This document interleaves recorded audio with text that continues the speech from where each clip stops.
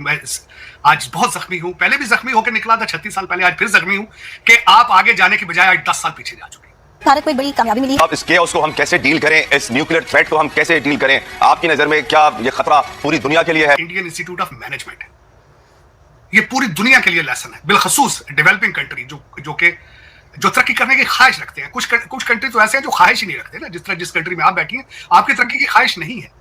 आपकी तरक्की की ख्वाहिश सिर्फ 5000 लोगों को है जिनके हाथ में डंडा है और आपको मार रहे हैं, उन सबके बच्चे बाहर पढ़ रहे हैं, वो तरक्की कर रहे हैं, लेकिन पाकिस्तान से बाहर तरक्की कर रहे हैं। नूर, ये फरमाइए कि एक तरफ तो हम देख रहे हैं कि मगर मैं आपको बताना चाहता हूं मूडी के बारे में, अगर मैं इंडियन मीडिया है वो इस तरह की बातें कर रहा है तो ये थ्रेट जो है चाइना के लिए और अमेरिका के लिए भारत जो है बन चुका है। देखिए अपना शायद साहब, बेसिकली ये सारे मुल्क जो भी हैं जिनके पास टेक्नोलॉजी है वो इसी रेस के अंदर, इसी दौड़ में शामिल है। इंडिया का, भारत का सबसे बड़ा दुनिया के लिए वेपन जिस वक्त है इंडियन इंस्टीट्यूट ऑफ टेक्नोलॉजी, और इस वक्त वो सब चढ़ के बोल रहा है कि पाकिस्तान में इस वक्त एक भी यूनिवर्सिटी मौजूद नहीं है। वो क्यों? वो कहते हैं यूनिवर्सिटी रिसर्च सेंटर होती है, वहां से नए आइडियाज प्रमोट होते हैं, वहां पे रिसर्च की जाती है। एमफिल पीएचडी का नाम रिसर्च है। पाकिस्तान में एक भी मौजूद नहीं है क्योंकि किसी यूनिवर्सिटी रिसर्च हो ही नहीं रही। आपने अकल के दरवाजे बंद कर दिए हैं। आप कहते हैं उर्दू सिखाएं, फारसी पढ़ाएं, अरबी पढ़ाएं। अब वो तमाम तर मुमालिक जो भारत को न्यूक्लियर सप्लायर ग्रुप में शामिल करने के लिए बेताब थे, जरा वो भी देख लीजिए और सुन लीजिए कि भारत के ही एक साइंटिस्ट और भारत के ही एक मुबस्सिर अमेरिका में जारी सेमिनार में क्या कह बैठे हैं कि भारत पाकिस्तान की एटमी तंसीबात पर हमला कर देगा। और अब भारत की पहले वाली पॉलिसी नहीं रही, ये किसी और ने नहीं बल्कि विपिन नारिंग ने कहा है, जो कि एटमी माहिर प्रोफेसर हैं। कहते जी नवाज शरीफ साहब ने एटम बम बना दिया, वो आपको किसने कहा? वो भी चाइना देके गया आपको। पाकिस्तान में ढंग की साइकिल नहीं बना सकते, आप कहते हैं आपने एटम बम बना लिया। ऐसा क्या चक्कर है कि न्यूक्लियर बम ओवरराइड बना लिया? क्योंकि वो कभी पाकिस्तान का था ही नहीं, वो अमेरिका का बनाया हुआ था। ये पॉपेट रहे हैं हमेशा ही, और पूरी की पूरी स्ट्रिंग्स वो अमेरिका तक पहुंचती है। America had owned it, controlled it and used it. Diplomatic मसलों का देखें, इसमें सारी चीजें शामिल हैं। इसमें सिर्फ इकॉनमी अकेली नहीं है, डिप्लोमेसी है, टीम वर्क है, लीडरशिप है।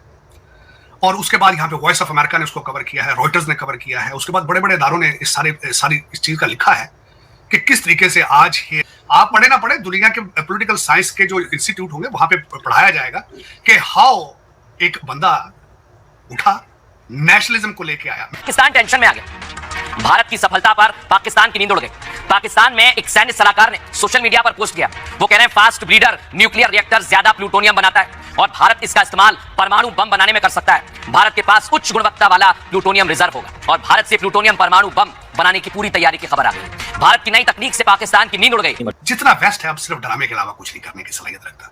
ये सिर्फ और सिर्फ एक खबर बनाने की ख्वाहिश होती है इनकी कि दुनिया को बता सके कि देखिए हम वी आर स्टिल स्ट्रांग। हालांकि खुद क्या कर रहे हैं वो भी जरा गौर फरमाएं। जिक्र नहीं है, पाकिस्तान को बीच में लेके आना है, लेकिन पाकिस्तान एग्जिस्ट नहीं करता। तो अमेरिका को पता हो जाना चाहिए था। बहरहाल क्या आप समझते हैं वो इतने पागल हैं कि इतना उनको नहीं आता है कि जब एक मुल्क के पास हथियार होते हैं तो वो किस लिए एक्वायर किया है? अपने डिफेंस के लिए। और जब उनकी डिफेंस के लिए जरूरत होते हैं वो बैठ जाएंगे, वो कुछ नहीं करेंगे। आपने इनका मेकअप शुरू कर दिया है क्योंकि आपने वेस्ट को भी आपकी नजर पाउंडों पे है, प्रेस पर है। अमेरिकनों को बेवकूफ बनाना है, हम अलमबरदार हैं, हम आपके रिश्तेदार हैं। देखिए आपकी भी जमहूरियत है, हमारी भी जमहूरियत है। ये देखिए ये जमहूरियत में बच्चे नहीं दिए हैं, ये फिर नहीं नीचे, ये इलेक्टेबल है, ये पॉइंट चेंज करके आगे देखिए कितने खूबसूरत लग रहे हैं। कुछ शर्म करो यार। करप्शन से सूझ गया सारा कंट्री तुम्हारा, भूख से कान फट गए आपके। मोदी जी के भाई का नाम पता है किसी को आज पाकिस्तान में? मैं पूछना चाहूंगा, ये जो लौंडा लपाड़ा इस वक्त जो कहता है कि हमने जिहाद करना है, हमने गाजा को आजाद कराना है, इसे पूछे मोदी जी के भाई का पता है किसी को? नहीं, अमेरिका को बिल्कुल पता था, बल्कि अमेरिका मैं उधर सर्व किया हूँ वाशिंगटन में, मुझे पता है, उनको पता था, और मुझे पता है कि इन लोग जो हैं ये इस चीज से कोई इनका शुबा नहीं है। और पाकिस्तान जो अपने अंजाम से बेखबर है, जुल्म और सितम में मसरूफ है, उसका अंजाम भी यकीन जानिए बहुत करीब है, क्योंकि ये कुदरत के रडार में आ चुका है। जब कुदरत किसी का नामो निशान मिटाने पर आती है ना, तो सबसे पहले दुनिया में उसको जलील और रुस्वा करती है। और पाकिस्तान, आपको पता है, रोज दुनिया के सामने जलील होता है, रुस्वा होता है, जलील ख्वार होता है। अमेरिका के हालात भी यही है। एटम बम इन्होंने यूज किया था जापान के ऊपर, उसकी अब लोग उससे जब, लेकिन उसको डिफ्यूज कर दिया जब अफगानिस्तान रात के अंधेरे में भागे थे, तो अपने कपड़े भी वहीं छोड़ गए थे। अब वो कपड़े उतर चुके हैं, अब दुनिया इनसे ना डरती है। पाकिस्तान जो है उसके हालात दिन ब दिन खराब होते जा रहे हैं। क्या पाकिस्तान खत्म हो जाएगा? उन्होंने कहा था नहीं, मेरे पास इससे भी बड़ी खबर, बहुत बुरी खबर है, इससे भी बुरी। उन्होंने कहा क्या? उन्होंने कहा ये खत्म नहीं होगा, ये ऐसे ही चलता रहेगा। बिल्कुल चल रहा है।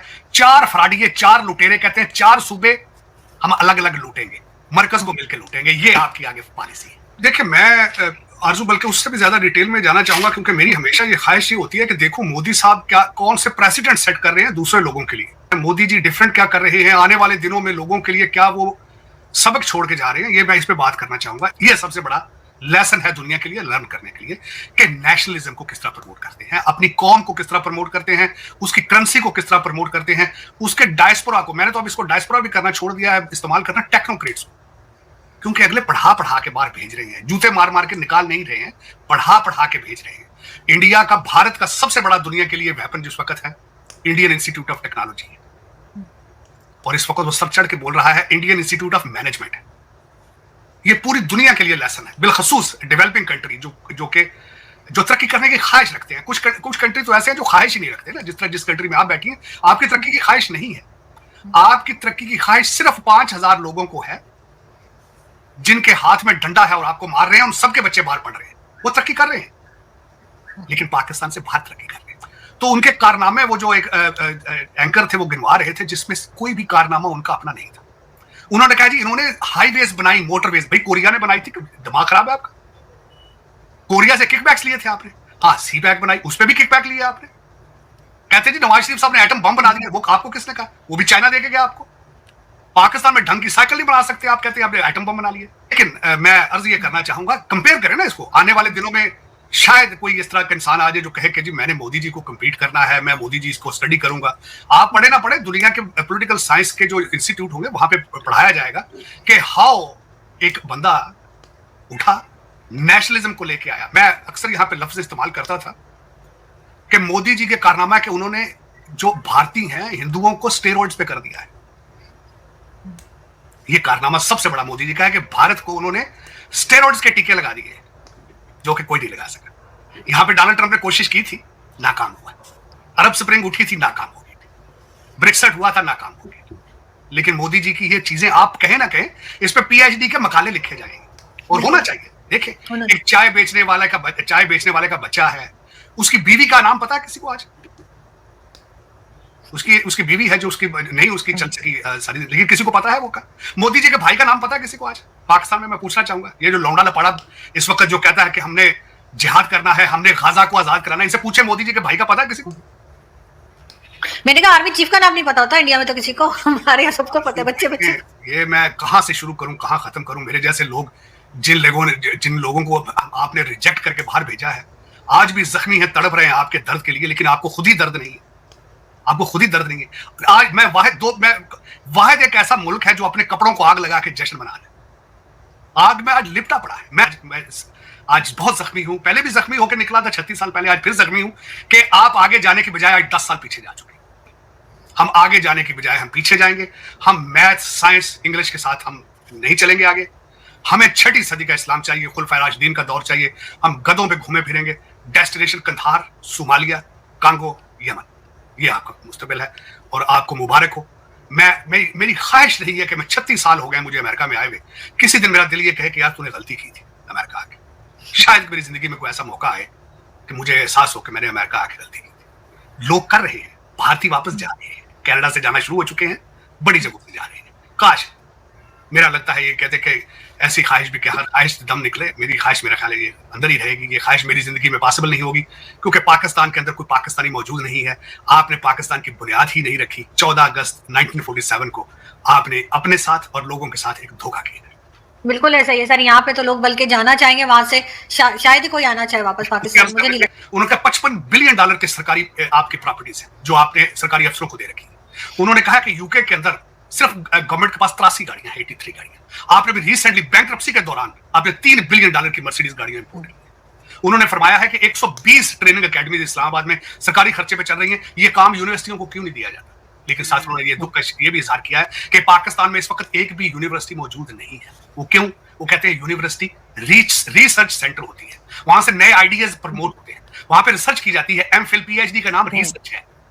पाकिस्तान में एक भी मौजूद नहीं है क्योंकि किसी रिसर्च हो ही नहीं रही। आपने अकल के दरवाजे बंद कर दिए हैं। आप कहते हैं उर्दू सिखाएं, फारसी पढ़ाएं, अरबी पढ़ाएं। मैंने आपको बताया था कि आपको दिन में 3 मिर्गी के दौरे पड़ते हैं। 3 मिर्गी के दौरे पड़ते हैं। सुबह उठते हैं, आप कहते हैं हम अरब हैं, हम शाह फैसल के रिश्तेदार हैं, मेरा नाम फैसल है। दोपहर होती है, बच्चे का नाम आप उसामा रख देते हैं, कहते नहीं हम तो आप उसी वक्त गजनवी के रिश्तेदार बन जाते हैं, आप अब्दाली के फुफड़ बन जाते हैं।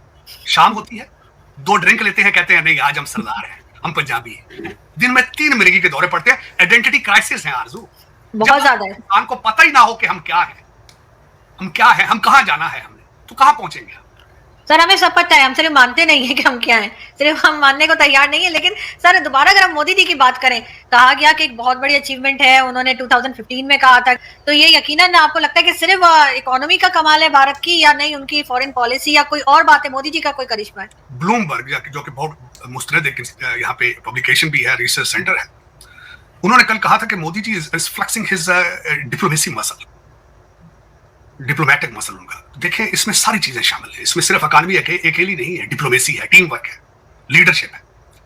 और उसके बाद यहाँ पे वॉइस ऑफ अमेरिका ने उसको कवर किया है, रॉयटर्स ने कवर किया है, उसके बाद बड़े बड़े इदारों ने सारी इस चीज का लिखा है कि किस तरीके से आज ये जितना वेस्ट है अब सिर्फ ड्रामे के अलावा कुछ नहीं करने की सलाहियत रखता। ये सिर्फ और सिर्फ एक खबर बनाने की ख्वाहिश होती है इनकी कि दुनिया को बता सकें कि देखिए हम वी आर स्टिल स्ट्रांग। हालांकि खुद क्या कर रहे हैं वो भी जरा गौर फरमाएं। खुद सारा यूरोप इस वक्त रशिया का तेल इस्तेमाल कर रहा है। वो कहां से तेल पहले भारत आता है, वहां से रिफाइन होता है, रिफाइन होकर यूरोप जाता है, बल्कि अमेरिका तक आ रहा है। ये इनके अंदर के हालात है। लाचार हैं, बीमार हैं और लीडरलेस है, क्योंकि इनके बच्चे पढ़ने से इनकारी करते हैं इस वक्त। उनको वो मैथ और साइंस से दूर भागना चाहते हैं, इनोवेशन से दूर भागना चाहते हैं। आपने दादे की इन्वेंशन के ऊपर अब आप बैट नहीं कर सकते। आपके दादे 18वीं सदी में चीजें इन्वेंट करते रहे हैं, इंडस्ट्रियल रेवोल्यूशन आया था यूरोप का, आप उसके ऊपर अब इतना ज्यादा 250 साल हो चुके हैं, उस पर कैपिटलाइज नहीं कर पाएंगे। अमेरिका के हालात भी यही है। एटम बम इन्होंने यूज किया था जापान के ऊपर, उसकी अब लोग उससे जब लेकिन उसको डिफ्यूज कर दिया जब अफगानिस्तान रात के अंधेरे में भागे थे, तो अपने कपड़े भी वहीं छोड़ गए थे। अब वो कपड़े उतर चुके हैं, अब दुनिया इनसे ना डरती है। वो जो सेकंड वर्ल्ड वार में जो बम फेंका था, उसकी दहशत जो है वो बड़ा अरसा रही है दुनिया पे। इनकी फॉरेन पॉलिसी ठीक चलती रही है, लोग डरते थे। जहां भी अमेरिकन एम्बेसडर जाता था वो एज ए वॉइस रह जाता था।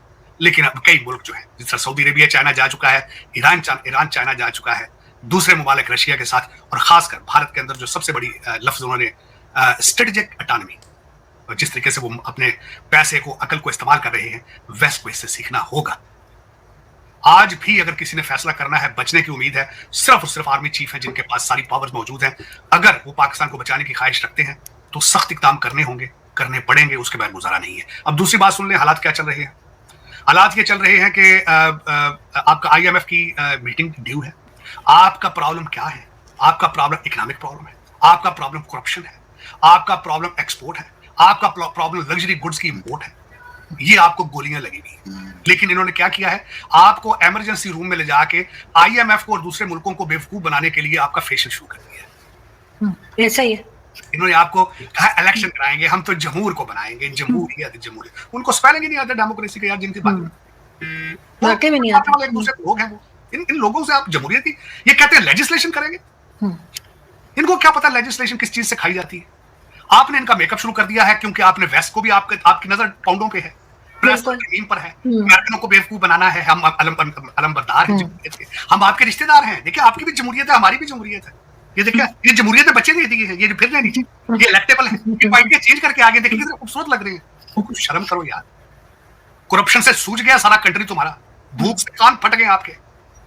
लेकिन आपने इनको ले जाके इमरजेंसी रूम के अंदर जो इनको फेशियल करना शुरू कर दिया है, लिपस्टिक शुरू कर दी है, ये हल नहीं है। ये हल आपके मुल्क के बारे में आखिरी बात ये कहूंगा, मुझे बहुत शौक था कि वॉइस राय जब अपने लेटर लिखते थे विंस्टन चर्चिल को, आपके वॉइस राय लेटर लिखते थे ब्रिटिश पार्लियामेंट, मैं ढूंढ के उनको पढ़ता था। कई वॉइस राइज ने कहा था विंस्टन चर्चिल को कि ये country won't be able to rule themselves, इन्हें पता ही नहीं है कि they won't be able to govern themselves. ये अपने कपड़ों को आग लगा लेंगे। हम अभी आसानी के साथ 50 साल मजीद इन पे हुकूमत कर सकते हैं और हमें ट्रेन करना चाहिए, लेकिन टाइम नहीं मिला, क्योंकि बाबा जी हिटलर ने जूते मार मार के यूके को कमजोर कर दिया। वो भागे यहां से दुम दुबा के और छोड़ गए इनको, ये पकड़ो तुम चलाओ, वो ये चला रहे, ये चल रहा है। मैं इस पे एक और दोबारा फैज अहमद फैज की बात करना चाहूंगा। किसी ने उनसे कहा था, उन्होंने कहा फैज साहब, फैज अहमद फैज बहुत बड़ा एक फिलासफर थे, उन्होंने कहा था भाई पाकिस्तान जो है उसके हालात दिन ब दिन खराब होते जा रहे हैं, क्या पाकिस्तान खत्म हो जाएगा? उन्होंने कहा था नहीं, मेरे पास इससे भी बड़ी खबर, बहुत बुरी खबर है, इससे भी बुरी। उन्होंने कहा क्या? उन्होंने कहा ये खत्म नहीं होगा, ये ऐसे ही चलता रहेगा। बिल्कुल चल रहा है। 4 फ्राडिये, 4 लुटेरे, कहते हैं 4 सूबे हम अलग अलग लूटेंगे, मरकज को मिलकर लूटेंगे, ये आपकी आगे पॉलिसी है।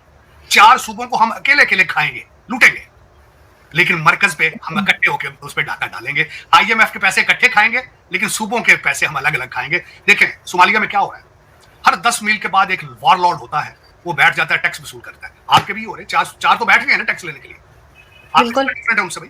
तो सर हम सीखते क्यों नहीं? जो हमारे सीनियर्स बताते हैं, जो लोग बताते हैं, फैज अहमद फैज और दूसरे लोग क्या कुछ कह के गए, सीखते क्यों नहीं? सीखा आपने, आप बहुत से, आप you are the most intelligent people मेरी नजर में। आप दुबई में दूसरे नंबर पर हैं प्रॉपर्टियां खरीदने में, आप बेवकूफ हैं।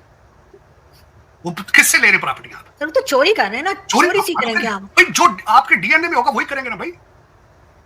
आप क्या करेंगे? आप देखें ना, आपने लंदन सारा खरीद लिया आपने। कल मैं किसी जगह बैठा था, उन्होंने कहा फौज बड़ी बुरी है, एस्टैब्लिशमेंट बहुत बुरी। मैंने कहा पाकिस्तानी है सारे यार, कैसी बातें करते हो? पाकिस्तानी नहीं है, फौज जर्मन है, एजेंसियां फ्रेंच है। बिल्कुल बहुत समझदार है आप, आपकी टेपें रिकॉर्ड है सारे, आपकी फोटो हर वक्त यू आर अंडर माइक्रोस्कोप। हाँ, लेकिन मर्जी की टेपें चलाते हैं ना। जब आपको ब्लैकमेल करना हो, आपके पास पावर हो, फिर करते हैं करप्शन पे नहीं, क्योंकि खुद अपने हाथ गंदे हैं।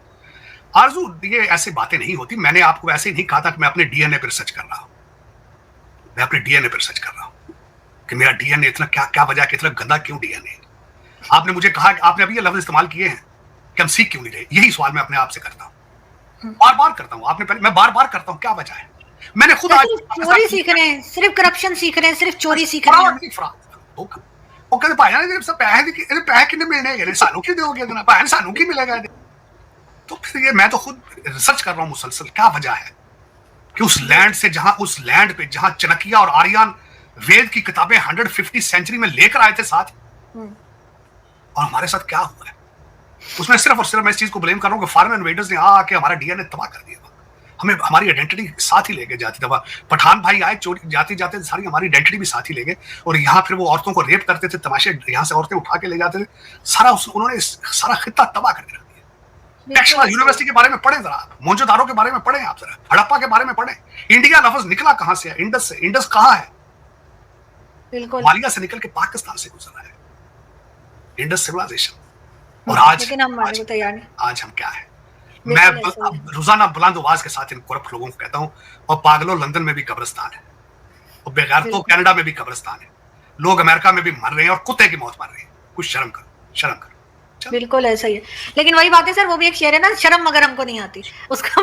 भारत में मौजूद एटमी तंसीबात के हवाले से भी इनका बड़ा अहम किरदार है। लेकिन अमेरिका में जारी सेमिनार में क्या कहा विपिन नारिंग ने कि पाकिस्तान पर भारत हमला करने में किसी भी लम्हे नहीं चुकेगा, और किसी भी वजह को सामने रखते हुए भारत पाकिस्तानी तंसीबात पर हमला कर सकता है। भारत एटमी हमला कर सकता है, पाकिस्तान की एटमी तंसीबात और हसास इदारों को निशाना बना सकता है, बिला किसी वजह भारत यह कर सकता है। और यह मोदी सरकार की पॉलिसी की एक अहम तब्दीली है। सवाल यह पैदा होता है कि अब अमेरिका, यूनाइटेड नेशन और इस खित्ते के वो तमाम तर मुमालिक जो भारत के दोस्त बनते हैं, अब वो क्यों खामोश हैं? अब अफगानिस्तान को क्या हो गया है? जापान अब क्यों अपनी जुबान नहीं खोलता? और यूनाइटेड अरब एमिरेट्स यानी यूएई के बैठे हुए अहम लोग अब वो क्या कर रहे हैं? क्या किसी को अब दुनिया की फिक्र नहीं? अब मामला सिर्फ किसी मुल्क, पड़ोसी मुमालिक या खित्ते का नहीं रहा, अब बात आ गई है इस पूरी दुनिया के अमन और सलामती की। लिहाजा भारत के रवैये और स्टेटमेंट पर गौर किया जाए। आज डीजीआईएसपीआर ने भी एक अहम बयान जारी कर दिया कि हम भी पाकिस्तान के तहफ्फुज़ के लिए हर कदम बढ़ाएंगे, और किसी में इतनी ताकत नहीं और ना इस दुनिया में कोई ऐसी ताकत है जो पाकिस्तान को खत्म कर सके। ये एक बिल्कुल वाज़ेह जवाब है भारत के लिए कि भारत बयानात की हद तक तो ये मामला ठीक है, लेकिन अगर ऐसा करने का सोचा भी तो तुम सिर्फ सोचोगे और पाकिस्तानी अफवाज करके भी दिखाएगी।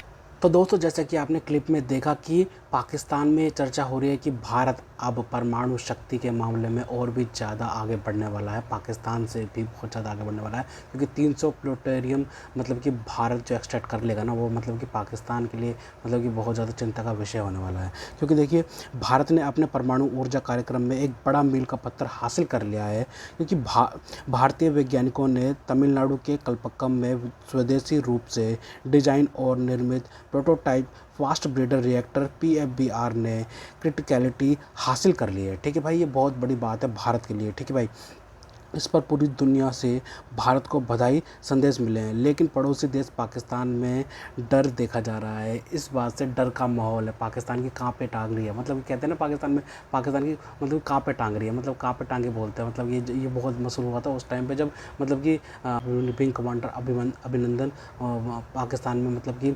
पाकिस्तान ने मतलब कि पकड़ लिया था उनको, मतलब कि वो इजेक्ट कर रहा था उन्होंने, और उसके बाद पकड़ लिया था। तो उन्होंने मतलब कि फिर जब भारत ने उन्हें 24 घंटे का अल्टीमेटम दिया था कि भाई देखो 24 घंटे के अंदर या तो तुम भाई अभिनंदन को वापस करो या फिर जंग के लिए तैयार हो जाओ। तो उस वक्त ये डायलॉग बहुत मशहूर हुआ था भाई कि कहाँ पे टांग रही थी, तो भाई ये पाकिस्तान के पार्लियामेंट में बोला गया था।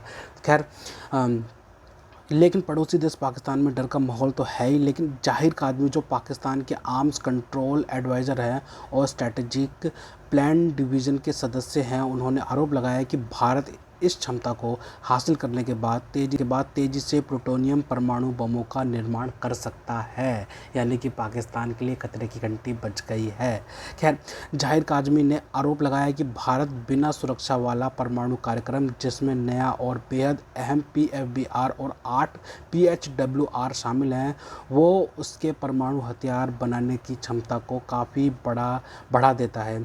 उन्होंने आरोप लगाया कि भारत का नया prototype fast breeder reactor PFBR हथियारों के ग्रेड वाले प्लूटोनियम के उत्पादन को बहुत ज़्यादा बढ़ा देगा और भविष्य में भारत की क्षमता हर साल 300 परमाणु हथियार बनाने की क्षमता हो जाएगी। तो भाई ये भारत के लिए बहुत अच्छी खबर है, मतलब कि साथ साथ ये खबर भी है और साथ साथ ये खबर भी है कि भाई लगभग 500 से 700 साल तक ना भारत को फ्री बिजली मिलेगी भाई। मतलब कि भारत की खपत अभी इतनी होती है कि 1500 यूनिट मिल जाती है हर घर को, मतलब कि उस हिसाब से, लेकिन भाई अब 5000 यूनिट तक मिल जाएगी भारत को। भारत अभी दूसरे चरण में पहुँच चुका है इस परमाणु कार्यक्रम के। तो भाई ये भारत के लिए बहुत अच्छी बात है, आगे आपको बताते हैं। जाहिर काज़मी ने इसके अलावा यूरोपीय देशों को भी भारत के परमाणु कार्यक्रम का डर दिखाने की कोशिश करी है। मतलब कि भाई पाकिस्तान में ना, मतलब कि भाई कुछ अगर भाई भारत के अंदर सुई भी गिरती है ना, तो पाकिस्तान में आवाज़ आती है, ठीक है। उन्होंने लिखा है कि लगभग 480 से 2600 परमाणु हथियारों के अनुमानित जखीरे, सैकड़ों किलोग्राम हथियार ग्रेड प्लूटोनियम, कई टन HEU और दोहरी क्षमता वाली मिसाइलें के बढ़ते जखीरे, जिनमें अग्नि V और आने वाली अग्नि V6 शामिल हैं और जिनकी मारक क्षमता 8000 किलोमीटर से ज़्यादा है और जो यूरोप के अंदरूनी हिस्सों और उससे भी आगे तक निशाना साध सकती है, के साथ मिलकर भारत दुनिया में अस्थिरता पैदा करने वाला एक बड़ा कारक बन गया है। मतलब कि जो मतलब कि भाई मतलब कि दहशतगर्दी, मतलब कि आतंकवादी एक्सपोर्ट करते हैं भाई साहब, वो भारत को ज्ञान दे रहे हैं कि भाई भारत परमाणु हथियार बना लेगा और भी ज़्यादा बना लेगा भाई साहब, और भी ज़्यादा तगड़ी क्षमता के साथ बना लेगा। तो भाई मतलब कि भाई पहले अपनी गिरबान में झांक लो कि तुम्हें लोग कैसे देखते हैं, तुम्हें किस नज़रों से लोग देखते हैं। तुम वैसे तो भाई पीस टॉक करवा रहे हो ईरान और अमेरिका इसराइल की, तो भाई मतलब कि तुमने पीस टॉक करवा दी और मतलब कि सेम टू सेम ड्राफ्ट भी पोस्ट कर दिया जो अमेरिका से आया था शहबाज शरीफ ने। मतलब कि इतनी तो तुम में अकल है नहीं, ठीक है भाई साहब। और पीस टॉक होगी, सब में ऐलान कर दिया कि भाई मतलब कि 2 हफ्ते तक कोई भी मतलब कि गोला बारूद नहीं चलाया जाएगा और सीज़ फायर हो गई है दोनों मुल्कों के, मतलब कि अमेरिका ईरान और इजराइल के बीच में बिल्कुल मतलब कि शांति हो गई, 2 हफ्ते तक कुछ नहीं होगा।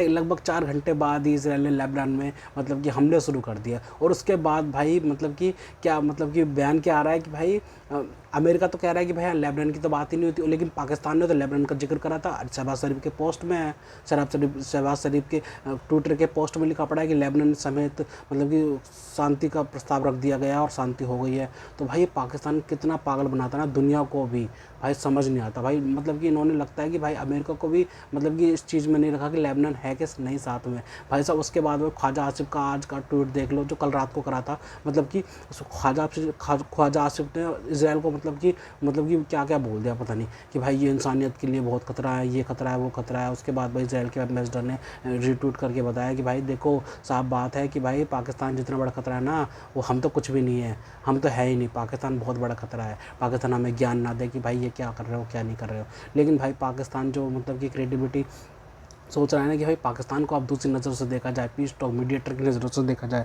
तो भाई ये तो कभी नहीं होने वाला भाई पूरी दुनिया में, ठीक है भाई साहब। मतलब कि पाकिस्तान को इस नज़रों से तो कभी कोई देखेगा नहीं। और भाई साहब मतलब कि जो मतलब कि औकात से बाहर लोग हैं, गरीब लोग कहते हैं, जैसे गरीब लोग भाई मतलब कि बड़े लोगों के बीच में बैठेंगे तो भाई बेइज्जती तो होगी। पहले उस काबिल बनो, उस मतलब कि ट्रेड करो, मतलब कि दुनिया के साथ में रिलेशनशिप बनाओ। लेकिन भाई साहब तुमने भाई भारत के अंदर दहशतगर्दी आतंकवादी हमले के अलावा कुछ नहीं किया। तो भाई भारत से पहले रिश्ते ठीक करो, फिर जाके तुम भाई मतलब कि बड़े लोगों की महफिल में बैठना। तो खैर हम आगे बढ़ते हैं, ठीक है।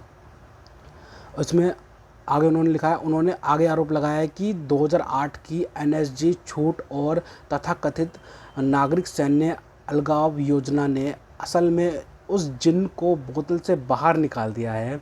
मतलब कि कितनी जल रही है ना, ऊपर से ले तक नीचे तक, भाई इसमें साफ दिख रहा है। जाहिर काज़मी ने आरोप लगाते हुए आगे लिखा है कि उन्होंने जिस फैंगटिंग के राक्षस को बनाने में मदद की है वह अब और भी बड़ा होता जा रहा है और अब बस कुछ ही समय की बात है जब उस फसल के नतीजे को नज़रअंदाज करना नामुमकिन हो जाएगा। मतलब कि भाई समझ ही नहीं आता भाई कितने मतलब कि तड़पते हैं भारत की किसी कामयाबी पे, भाई समझ नहीं आता। मतलब कि भाई समझ नहीं आता। एक उदाहरण देता हूँ कि भाई भारत ने जब 83 में वर्ल्ड कप जीता ना, तो तुरंत बाद इन्होंने मतलब कि भाई इनके हाथ पांव कांपने लगे कि भाई अब तो हमें भी जीतना पड़ेगा। तो 92 में इन्होंने जीत लिया था भाई, 92 में जीत लिया था भाई। भारत अगर कुछ करता ना तो इनको मतलब कि शर्म आती है कि भाई भारत ने कर लिया, हम क्यों नहीं कर पा रहे। जलते हैं भाई, भारत की तरक्की से जलते हैं। अगर भाई साहब तुम्हें इतनी काबिलियत है तो भाई साहब क्या बोलते हैं, तुम भी ये थोरियम को एक्सट्रैक्ट करके बना लो ना भाई साहब। थोरियम की भारत के अंदर कितनी मात्रा है भाई साहब, मतलब कि यूरेनियम नहीं है भारत के पास में। मतलब कि ये समझ लो कि भाई बहुत कम है। भारत बाहर से एक्सपोर्ट करता है, ठीक है भाई, ठीक है, अपनी क्षमता के लिए, जो अब भारत के पावर प्लांट्स हैं, ठीक है भाई साहब। तो भाई भारत में जो थोरियम का भाई सिस्टम निकल गया है ना भाई, भारत जो एक्सट्रैक्ट करके अब निकालेगा ना थोरियम को, भाई 500 से 700 साल तक तो बिजली फ्री मिलेगी। उसके बाद भाई परमाणु हथियार भी बना सकता है भारत, ठीक है। और आगे बढ़ते हैं। जाहिर काज़मी ने सोशल मीडिया के पोस्ट में भारत की नौसेना परमाणु क्षमता का सबसे ज़्यादा डर दिखाया है। उन्होंने लिखा है कि भारत की नौसेना परमाणु प्रतिरोधक क्षमता ही असली गेम चेंजर है। परमाणु शक्ति से चलने वाली और परमाणु हथियारों से लैस अरिहंत क्लास SSBNS का इसका बढ़ता बेड़ा, जिसमें K4 SLBM 3500 किलोमीटर रेंज से लैस INS अरिघात भी शामिल है, समुद्री आधारित हमले का एक ऐसा सुरक्षित विकल्प देता है जिसकी पहुंच हिंद महासागर क्षेत्र से भी कहीं आगे तक है। तो भाई मतलब कि इसमें तो भाई सभी कवरेज होएगी भाई, सारी की सारी कवरेज होएगी भाई, सारे के सारे मतलब कि जितनी भी रेंज है ना सारी कवर में आ जाएगी। और पाकिस्तान के लिए तो डर बैठा पड़ा है।